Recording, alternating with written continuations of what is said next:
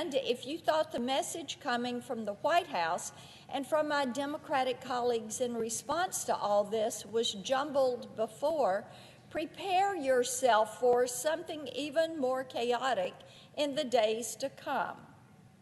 My colleagues across the aisle, unfortunately, still seem to be under the impression that Senate Republicans are going to band together to save them from the hole they've dug for themselves.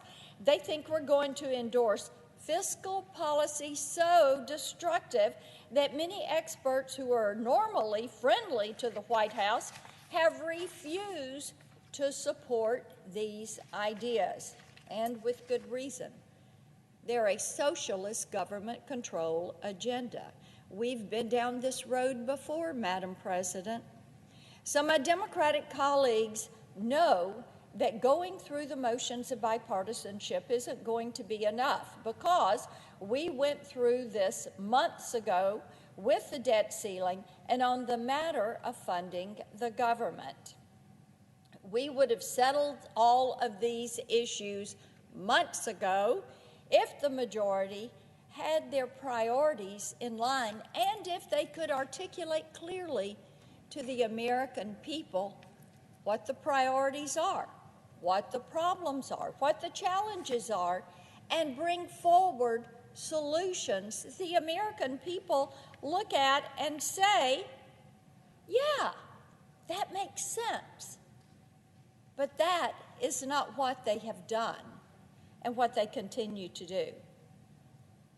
And here's the problem with where they are.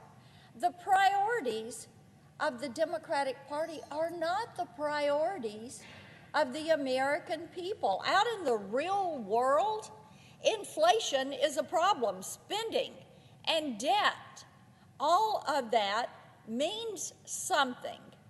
How you spend your money means something. People understand that. They get it. But according to the majority here in the Democratic-controlled Senate, none of these things actually matter in practice. In fact, the past few months have shown us that among Democrats, there's no real consensus about what, if anything, these major debates mean to them, or what's the end game. It's amazing. They can't tell you. If you are here to solve problems or create problems, people are going to figure that out. The American people are. And they know that the question should be, are you here to solve problems or create problems for your political enemies in a way that ensures you are punishing people? Now, that is the question that people are asking. Is the debt limit a legal fiction or a meaningful check on reckless spending? That's a question that we've heard. Is this just something that gets tossed around? Is funding the government part of your duty, or is the appropriations debate just fuel for talking points? I think we know the majority's answers to all of these questions, and I think their answer is probably coming down on the wrong side of where the American people are. Those looking for good faith from the White House are seeming to not find it, nor are they finding any evidence that Democrats in Congress are aware of their moral obligation to be discerning and truthful about how they plan to spend trillions in taxpayer money.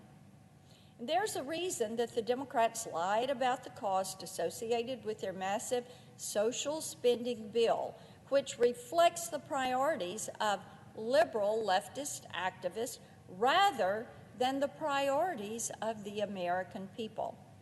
They claimed it was paid for, but in reality, it will add $367 billion to the deficit and cost taxpayers more than another $400 billion. That's why they have not been truthful with the American people that needed more buy-in in order for the Democrats to make this happen. even when they knew the CBO report was going to come and show how much debt was going to be added if this bill got passed.